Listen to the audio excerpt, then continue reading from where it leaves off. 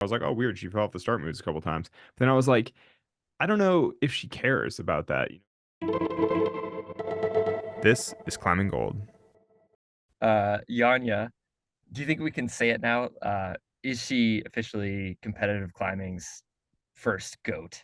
Because I think anyone who ever comes after this moment in time that strings together a few seasons of excellence will will forever be compared to Janja. Do you guys agree with that? Yeah, yeah. I mean, I think I kind of hate the term goat, and it's like I don't really like this pro stuff. But yeah, Yanya is by far the best competition climber of all time.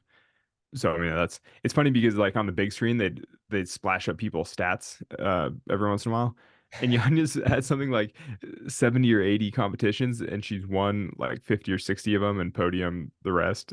Basically, you're like that is so next level. It's like crazy because most of the other women who were in finals had like 30 World Cup appearances with 4 podiums and 1 win or something like that, and you're kind of like, oh yeah, okay. It seems like everybody else is kind of like in the mix, and then Yanya just wins everything she does. You're like, okay, well, that's a totally different level. Yeah. I thought that there was like it wasn't just in climbing this time around in the Olympics, but there was like a lot of women that held that spot in the Olympics in general this year that Yanya holds in climbing. And I thought that that was just really cool. That You Yeah, mean you mean Katie women who? Ledecky, Katie like Ledecky, swimming. Yep, Simone Biles, like Mm, yep. women that have been competing for a really long time at a very high level in their sport, just over Yeah, and over again. mm. yeah, yeah. It's true. When you make that point, it's like that's completely true. And you and see some of the track and field too. Like it was really neat to see that on a broader level. Yeah. Yeah. It seems Um. like such a masterstroke too, how Yanya played everything in the lead up to the Olympics and then winning the gold medal. Because remember, we were just talking just a couple weeks ago. We were saying, yeah, we wanted to interview her, but she's not really doing any interviews. And so she was keeping quiet to the press. And then I think like as the Olympics were going on, her sponsor Adidas dropped that there was like a 3-part documentary series about her. And you're just thinking this could all look just kind of bad. It could all go bad if she doesn't win the gold medal or if she has like a fluke slip and she ends Actually, up in 20th or something. And you're just kind of like, oh shoot. But no, it just so I have a different appreciation of that now. So one of my friends is doing a feature film project with Yanya and has been like filming with her a bunch for like a long-term like feature doc sort of thing. And it was interesting talking to him because he basically said that she does no press for anything. She literally trains like 8 hours a day. She's just in her little dungeon training all the time. And that's all she wants to do is train and compete and win. And he said that there's like stress with her agent because she only gets like a half a day a month to do like work stuff, like photo shoots and like sponsor stuff and whatever else. And I was like, a half a day a month is like literally nothing. It's like insane. And I was like, dude, if you're training, like, he was like, oh, she's in the gym, maybe not necessarily like doing heavy lifting, but like, in the gym for like 8 hours a day every day. I was like, that is so next level. I mean, that's also why she has such next level dominance, but I'm kind of like, I actually don't think that it's part of any intentional strategy to like not do media. I think she just doesn't do anything. I think she just doesn't do photos and video and press, and she's just like Mm. whatever. She just trains. doesn't that make it just almost more impressive then that she is such a star because she's doing it without the kind of the machine behind her, right? The Well, press that's and the that's the thing is, promotion. I think she's a star strictly on the strength of her own merit. It's like she's just won so many things. Everyone's like, Yanya. It's like, yeah, no, there's literally no like press machine behind her. I mean, she's not doing anything, but people just love her because she dominates. Yeah, it's just like Which pure. really is the best way to be known. It's like it's way better to be well known for the things that you accomplish rather than the things that, media puts out about you. You see, you and I were texting on during the women's comp finals, and you made the point that this was the first time we actually saw Yanya nervous and rattled, or at least like in my experience watching Yanya, for the first time, like where she showed like, oh my gosh. Um, and Alex, I don't know if you probably I don't know if you saw that, but it was like Yeah. basically, Well, so in person, actually, you could see her like visibly stressed about her finger on problem 4. And then Yep. talking to her afterwards, she said she got it stuck in one of the holds. And so she like jammed her finger weird. And it's a finger she'd broken before or something. And so she was like, oh God, I hurt my finger. And then she was like, I don't care if I lost my hand, I'm sending. And then, like Yeah. kept going or whatever. But actually, Yeah. so even like from across the venue in person, you could see her like visibly stressed and like playing with her finger a little bit in between attempts Yeah. on problem 4. But Yeah. then I never saw the video close-up stuff afterward of like Yeah, her because they actually. had like in isolation, they had a camera back there, and it was a short clip, but you could see her like really like pretty like, oh wow. And it was almost like, is she gonna come out? I mean, I think we all thought she was, but it was kind of like, what who's gonna emerge for the lead finals? And I think we always think of Janja as just being stronger than everyone else because we've never seen her come from a place of weakness before, or like come from that sort of like, oh, is it she just kind of wins all the time. And it made me, I don't know, from my standpoint, I don't know if you feel this way too, Lisi, like it made me realize like maybe part of her greatest strength is actually her mental side versus we always just think of her just as stronger than everyone else. And maybe it's like she actually maybe is mentally just gifted for this sport. Yeah. I don't know. To me, it seems like, her confidence is a huge part of why she is so successful. And like she's proven to herself that she can do it so many times that she just knows she can.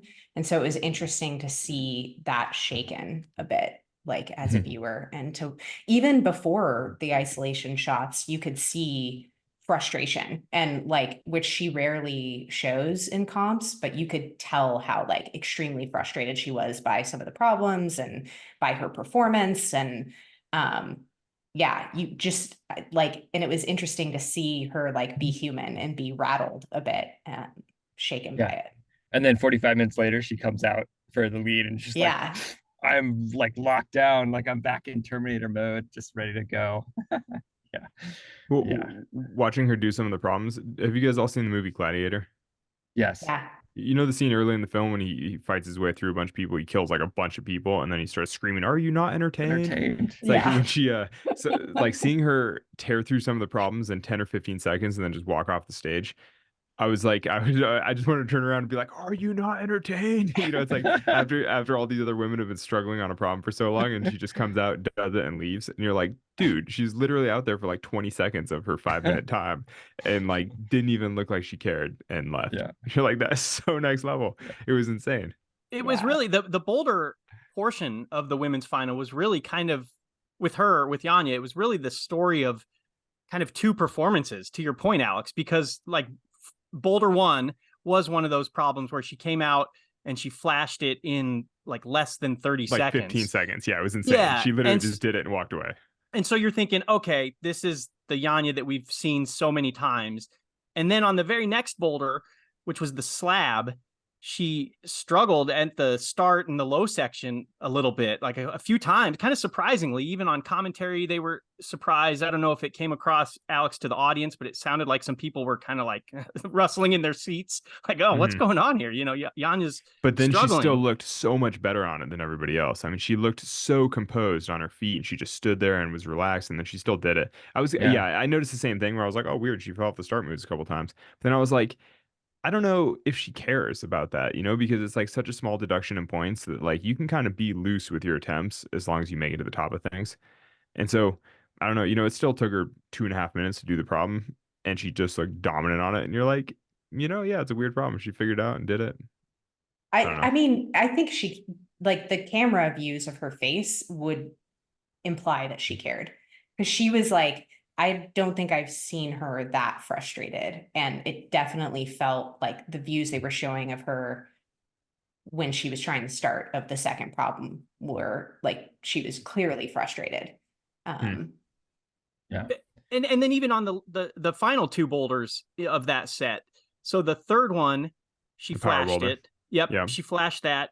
And then the fourth boulder, she had all sorts of problems going from, like you said, the finger got stuck in the hold. And I think that really wrecked her kind of her rhythm. Like I know when I was just assessing the boulder, kind of seeing how the other women did it in the beta that they were trying, I was thinking, okay, this boulder, I think Janja is probably going to cruise through the low section and it's probably going to take her 3 or 4 attempts to maybe dial in the upper, like the top, right? And then she'll get it after 3 or 4 attempts. But then it turns out she actually struggled in the low section. And so she didn't really have that much time to give several good goes at the top. And so that's when I think she looked really rattled, not only because of the finger, but also because I don't know, but I'm just guessing she probably knows that she could have done it if she had sort of had like a little more of her normal rhythm to the attempts and everything. She just looked very unsettled there.